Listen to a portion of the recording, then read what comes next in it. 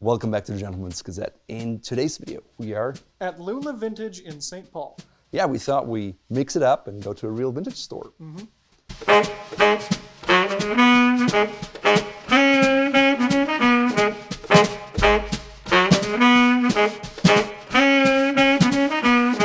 Are you a big vintage shopper, Preston? I shop vintage from time to time. I have had good luck in the past finding a few pieces, but it's not something I do terribly often. Okay, yeah. I'm a big vintage shopper. I like the fabrics, the weight and everything. And in this video, I want to show you my thought process of what I do when I'm in a store and the prep work, what you do beforehand, how I select garments, what I look at, because not everything can be altered. Correct. And sometimes can be quite costly, right?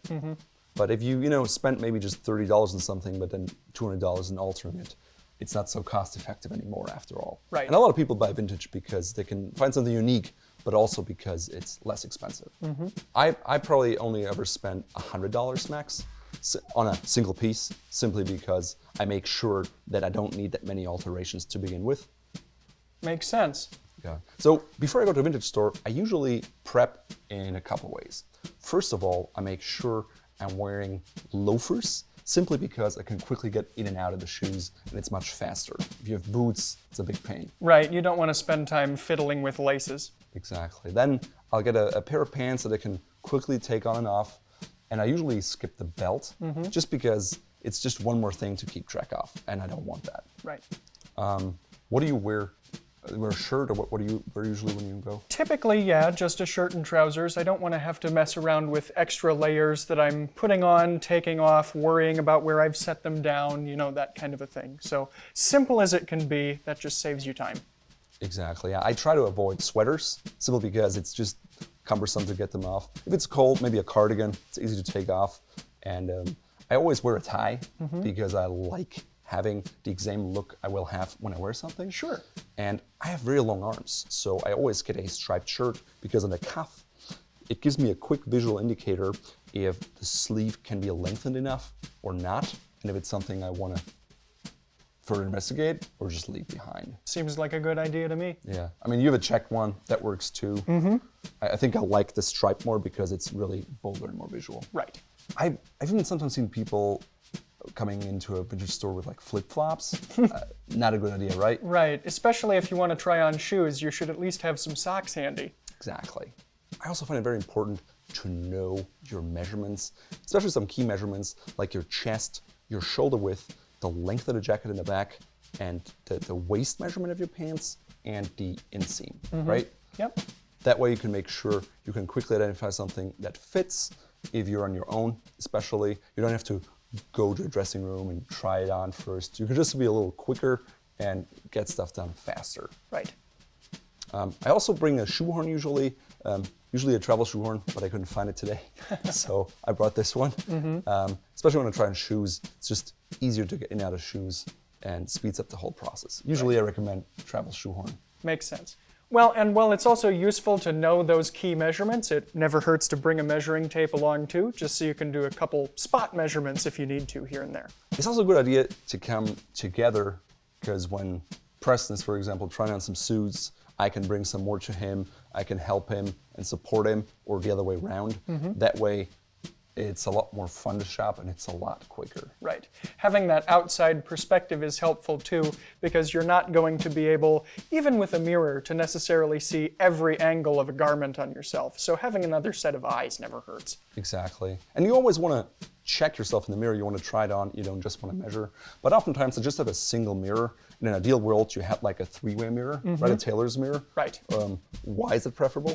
Well, because you want to see things from multiple angles. Something may look good from one angle, but you may see, for example, that you've got, a gapping vent in the back of your jacket that you'd have to turn all the way around in a single mirror to look at. Might not be able to see well. Exactly. In a single mirror, you have to turn your head and look into the mirror, and then you get wrinkles that you don't get with the three-way mirror. So that's the big advantage. Cool. So yeah, first let's talk about shirts. Do you ever buy shirts vintage? Not often. I think I have maybe just once or twice. Yes, I'm also not the biggest fan of buying shirts vintage, because it's usually something you wear directly next to your body. So issues I found are deodorant stains often, and just wear on the collar. I'd say if I'd find new shirts, maybe. The problem I have these long arms, and most of the rec shirts are just not long enough. So that's always a pain point for me. Right. I also have similar problem to that. I've got slightly long arms for my build as well. Yeah, I mean, when it comes to the shirts, I typically just visually check what I'm interested in, right? A shirt like this, probably not. This bright yellow, not really. This could be a fun shirt, right? Winchester white. I quickly looked at the label, Outrage, contemporary menswear, made in Portugal. I see the size here, 6.5, 42 centimeters. It doesn't give me the length, but it tells me it's a little too wide, because typically I'm a 40 centimeter or 15.5. So an inch, it's just too much. Can't do anything there. If you find something that you're interested in, I think checking the label here, it says like polyester cotton. Yeah, why do you say that? Well, you know, you don't necessarily want to have too much polyester in anything, really, because it's not very breathable and could just be uncomfortable over time. Exactly, I agree. I don't like that either. But let's say I find a shirt where I potentially think it could be interesting, right? This chaps one. I would start out looking at the cuffs. Is there any wear? This is a rounded cuff, so it's easier. There's going to be less wear. If there's some pointed tips, like on the collar, for example, you can see, because that's usually where it wears first, then up here. This shirt is pretty kind of clean and good.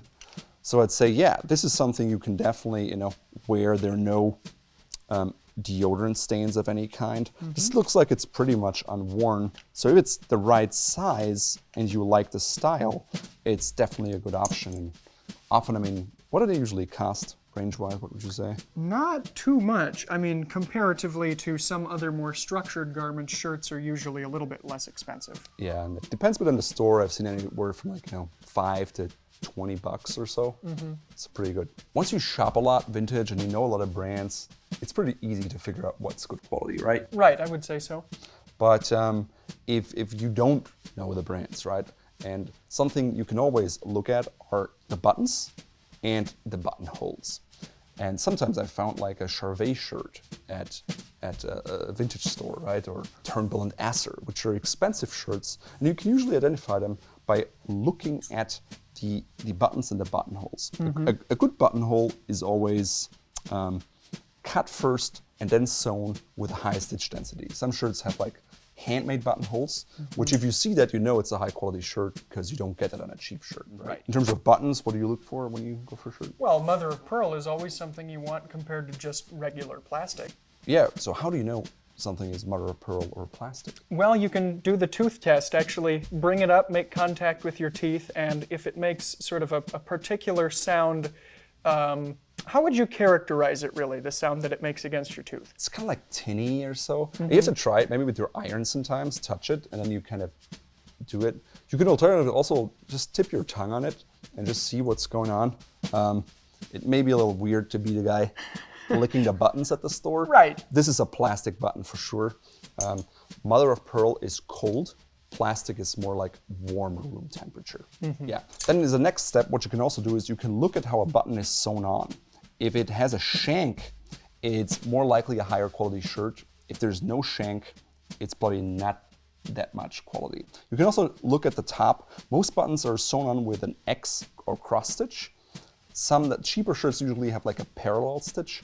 And Italian shirts often have this kind of what they call the chicken foot stitch, which usually means that it's of a higher quality. I think in recent years, it has also changed a little bit. But these are little hallmarks that you can utilize to quickly determine if a shirt has a good quality. There's also others, such as the stitch density, and you can learn more about that in our video. Next up, we're going to take a look at jackets, suits, and overcoats. Yeah, so what's the first thing you usually do when you walk to the store? Well, one thing you can check on a jacket is buttons, whether or not the buttonholes are actually working, whether the jacket has surgeon's cuffs. These days, on a lot of jackets, you're just going to see that as a more common feature, but back in the day, it was not as common. So if you see surgeon's cuffs on a vintage garment, that typically means that the build quality will be a little higher. Yeah, totally. It's probably a tailored garment of some kind. And I start with the sleeves because that's where you can often see it.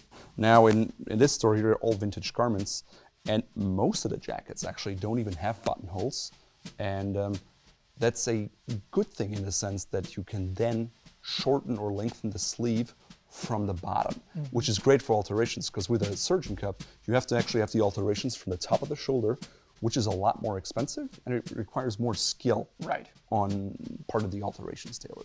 So just because there are no working buttonholes doesn't mean you won't find anything that's good quality, right? Right. And so that's the first step where I look. Second step is I check underneath the collar. If there's a zigzag stitch, then it's a machine stitch and it's more of an industrially made product. If there's a hand stitch, it just means it's a higher quality product. And usually I want to look for the highest quality I can find, so that's what I want. Sure. Okay, so what will you check on next? Well, you could also check to see if the lapel buttonhole is functional or not. Exactly, like a lapel buttonhole typically, unlike a regular buttonhole, which has this kind of keyhole shape, is usually straight. Cheaper jackets sometimes don't get that right, and they have this kind of buttonhole with a keyhole on top, so you know it's not a nice look. And it's hard to cover up unless you wear a boutonniere. Right. Yeah. Now, sometimes you find jackets that are completely without a button. Yep. I think it was popular in the 70s probably. I think so, yeah. 80s. I mean, it's still okay. You don't always need a buttonhole. I think it's just traditional because it comes from a time when you kind of buttoned everything. And then when you unbuttoned it, the top buttonhole was still there.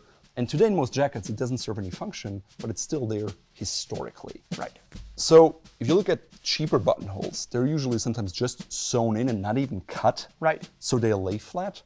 I don't like that. And if I see that, I know that I probably don't like the jacket. So looking at that buttonhole quickly tells me if that is something I like. So for example, here, if we look at this jacket here, it's really nice. I can push through with my finger and I see it was cut first and then sewn. If I go to the back side, I see irregular stitching, which tells me it's a handmade buttonhole. It has a nice gimp thread and it's very nice. It continues here with the other buttonholes. Looking at that, I'm like, oh, nice.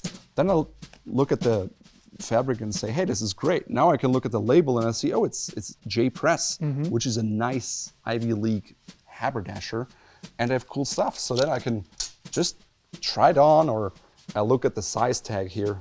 What does it say? This one says 40 regular. Okay, how much is it?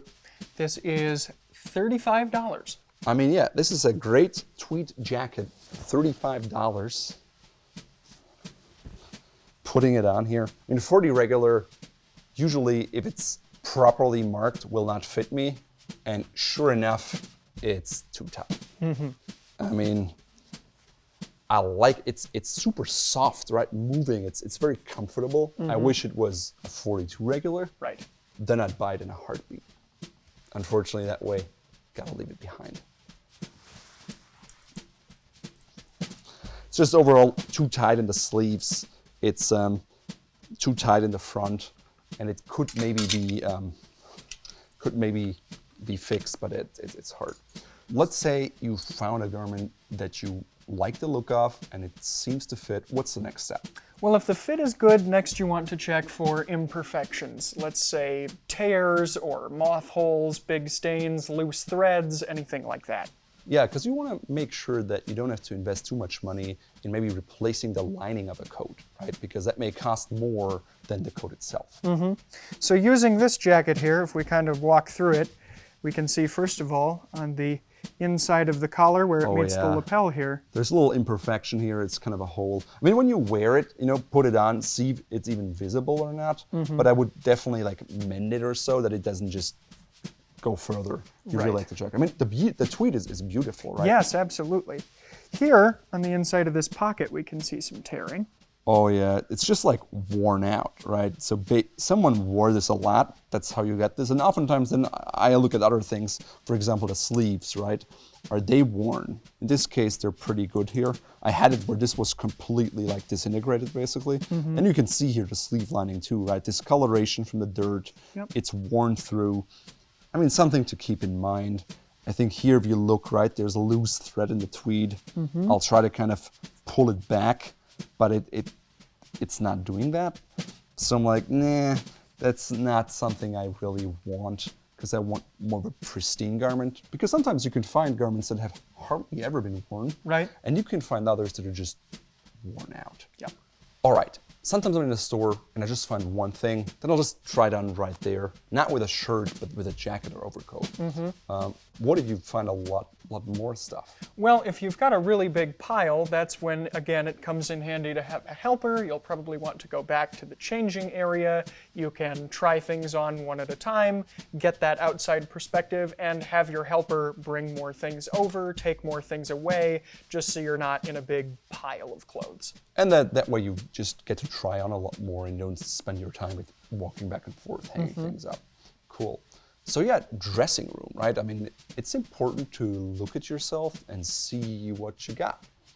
So, I found this great suit here. So, I tried it on and it was a suit from 1980. The tag said 70s, but inside, we looked at it because it pays to look inside the pockets because oftentimes you find union labels, and it fit quite well on the jacket. Pants, what did you think? Not so much. There was definitely some tightness in the thighs, which I think in your case is often something you find with vintage garments. Yeah, I mean, I have big thighs, and vintage garments are often better because they're cut fuller, right? Like 40s and 30s. But I have big issues with thighs. I have big thighs, and so pants are oftentimes a problem. So in this case, it was not salvageable. There wasn't enough of a fabric reserve to make it work. And as you might not be surprised to hear, the opposite was true for me in terms of trousers. There were several where the jacket fit to some extent, but the trousers were just way too large, almost comically large in the waist. Yeah, I mean, sometimes the shoulder was quite big. There was a lot of shoulder padding, right? But most of the time you have quite square shoulders, so Right. that kind of worked out. But then, like, the one jacket, and you're a slim guy, but the vent gapped in the back. Yeah, it did. I mean, that's just a no-go, right? Others we had, there was the kind of not enough room in the sleeve to let it out, and the lapel was kind of a funny, what would you say, like? A little too slim for my taste. It just didn't have any sort of attractive shape or belly to it. Kind of plain and nondescript. Yeah, it was peak lapel, but it was slim. More like a modern jacket, I think. And then you had this like 70s multicolored chalk stripe on. Yeah. That was something, right? Yeah, I have never worn trousers with that much of a bell-bottom look to them. Yeah.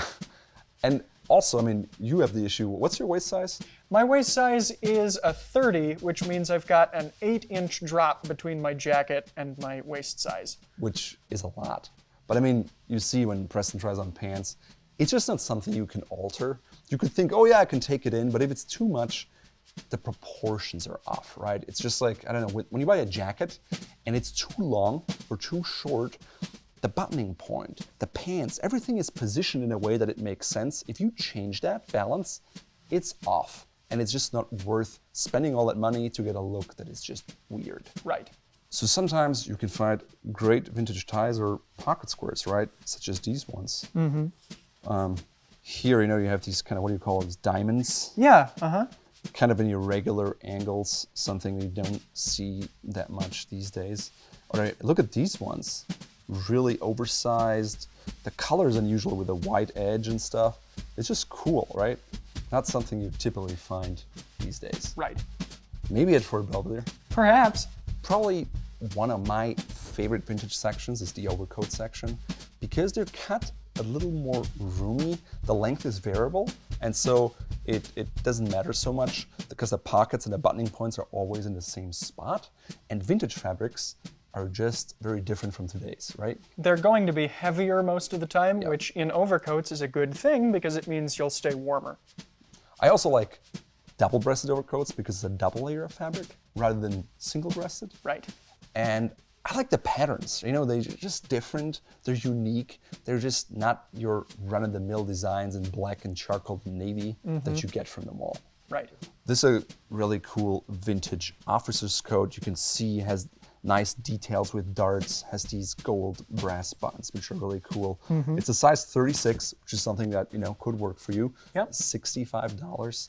I mean, it's a bargain. If you turn around, there's like this belted back, right? So you can even like adjust it so it's tighter in the front. It's just heavy, it's warm, really cool details. I mean, for Preston overall, I think there's just too much fabric here. But it still looks neat because the pleats are just arranged that way. So cool stuff. Yeah, for me, I think something I found here was this polo coat. It's actually an original polo coat, 1980s, has camel hair fabric, and it has a disadvantage that it wears rather quickly. Right here along the edge, you can see it, but it's just part of the material. It's quite warm. I like this one because it had long sleeves. What would you say otherwise, fit-wise? I think it looks good. You've got maybe just a little bit of excess here, but certainly nothing that couldn't be managed. Yeah, and also, like, I'm wearing this with a regular dress shirt right now. If I had a jacket, that a would cardigan, obviously a sweater, take up more room. And you want that, like, pull a little bit. You want a little bit of room. Has these nice patch pockets, that outer seam. I mean, how much is this here? $120. I mean, a lot less than what you pay otherwise. To me, that's a keeper. It's great. Has a good length, a nice color, no stains, nice lining. Another one here they had was in really tough shape, right? The lining was worn out and stuff. So this one is in much better shape. Another one for the collection, perhaps. Exactly. Make sure to check out a video of my overcoat collection here. Vintage shopping can be a lot of fun. Sometimes you find lots of things, but other times you find nothing at all. And that's okay. I'm always happy if I just find one thing. And even if I don't, I think it's important to build a relationship with the vendor, right? Be friendly when you walk in. Say hi, have a conversation. And sometimes, you know, they don't even have price tags. And if you come in and you ask for something, they're much more likely to give you a favorable price if you're nice. Right. It's just like one-on-one of being friendly and a good human. So if you'd like to see more on the topic of vintage, we've also done videos on the pros and cons of vintage shopping and our best vintage buys. You can find both of those videos here. And if you ever find yourself in Minneapolis or St. Paul, check out Lula's Vintage at 1587 Selby Avenue in St. Paul. Has been around since 1992 and it's going strong. Vintage only, quality stuff. I got my midnight blue double-breasted tuxedo from the 1940s here for $100. I love it. It's unique. It's very classy, but not something that anyone else would have. For our second stop, we just went to our neighborhood. There is this cool store that is a little thrifty, a little vintage, a little green. Speakeasy, Minneapolis. They're located at 24th and DuPont in Minneapolis, and I walk past there every day when I drop off my daughter at daycare. So here they've got a little bit of everything, in addition to different kinds of clothes, jackets. I tried on a suit, but they've also got home goods, green goods, lots of different stuff. Personally, I've gotten many things here, everything from vases or a little ice bucket, but I wanted to come here because they have really cool clothes accessories. Okay, let's look at ties here. First up, we have this J.C. Richards tie. It's like from a store in Wayzata, which is like a local suburb, right? And I mean, cost? Yeah, not very much at all. Looks like $6 for this one. Yeah, retail price, $65. So you can get quite cool stuff. Or I mean, look at this one here. It has this kind of faint pink undertone. A Bert Pulitzer, $8. Kind of a summer tie, kind of a cottony, linen-y, silky feel. Otherwise, what do we got here? More like of a checked tie. Here is a black tie with brown paisley, for example, in a satin. And I think that's what they have on the rack that would interest me, like jacquard ties like this. But let's look at this rack here. It's quite a few things. I really like this pattern here. Very kind of English looking. But it always pays to inspect your ties, right, Preston? Yep, I would agree. We've got a little bit of, seems like some pulled threads right here. Yeah, like fraying, you almost see a hole, which is pretty much dead center, so I would suggest not to get that. So yeah, I mean, not every tie you find vintage is gonna be great, but look at this silver tie here. Works perfectly with a business suit, right? Robert Talbot, Nordstrom's best of class. I mean, these were expensive ties. Right. They retail for more than $100. You can have them for $6. I mean, just, you know, great, simple tie. that you can wear with a business suit or for the office. Maybe not with your sport coat, but there are plenty of other ties here that would be great for the sport coat. I mean, look at this one here. Kind of a bronzish tone. Brooks Brothers, all silk. I mean, really nice. The second reason I wanted to come here was because of their close maintenance accessories, right? I mean, you can buy these lint rollers that you have to replenish over and over again, just going to the landfill. I mean, go green, get a horsehair brush, right? $4, handmade, lasts for a long time. Or look at this, like nice woodlore hanger, $4. What would you use that for? This looks like it could be used for belts, perhaps? Yeah, absolutely, yeah. Or even like ties if you'd had to, right? But close organization, it's pretty cool. Woodlore, I think a subsidiary of Allen Edmonds, if I'm not mistaken. They are. I actually went to the factory. They make lots of shoehorns and stuff. I mean, cedar and whatnot. But yeah, quality product. Same with this here. I mean, look at this. It says Oxford, made in USA, regular sterilized 100% horsehair. Yeah, exactly what you want for your clothes brush. Great. So when you brush it, the dust comes out. Yeah, I mean, the other cool thing we found here were valet stands, right? That's right. Do you have one at home? I do not, but I wish I did. Okay, well, great opportunity here. I mean, this is a piece from, what does it say? Reguiti, which is an Italian brand. Fratelli Reguiti, they specialize in valet stands, and you can find them on eBay for 75 or up to 200, 500 bucks. Here it's like 40 bucks, you know, great piece you can use, and I think I'll take that for our studio, so you'll see it in future videos. Comes with another, you know, like clothes brush, short bristles. It's kind of a little stronger, so for like a heavy wool overcoat or so, perfect accompaniment. And here's even a second one, so yeah, Preston wants another one. You can get even that. And here I think you can hang ties. Yep. It's just a little hanger or bow ties or whatever. Pretty cool stuff. Next up, let's look at some clothes. I don't have many of them, but as we said before, all you really need is one good piece to make a trip worthwhile. All right, what do we got here? We have one here that I think might work for you. This is Norm Thompson, originally out of Portland, Oregon, but the jacket itself was made in Great Britain. Yeah, look at that, a little more contemporary in a classic herringbone. Harris tweed. Harris tweed, yeah. Has this kind of zipper fly. Kind of a short turned down collar. We've got this ribbed bottom here, raglan sleeves. Nice sort of tweed pattern, kind of patch pockets with flaps and buttons. Yeah, it's a little more modern, but I mean, great alternative, 80 bucks, right? You never get a quality piece like this new, and this feels like it's entirely new. All right, what we got next, Preston? Okay, next up we have the original imported Teller coat. Says Trumpeter here. This one is made in Austria. How cool is that? I mean, very nice pattern. There's not many window pane coats. Let's see here. I think I missed that. Thank you, Preston. Yeah, I mean, nice pattern, right? Yeah, absolutely. I mean, look at that. There's about 2 inches here, the bottom of the sleeve. There's really no wear to it, so it's very easy to make the sleeve a little longer. I think right now, wearing it with a regular shirt, it's fine, but if I have maybe a sweater or a jacket, it pulls up a little more, so I definitely want that extra length in there. Yep. But it's gonna be an easy alteration, 15, 20 bucks. Yeah, otherwise, the back is belted, right? Yep, that's right. Full belt. Let me button it here.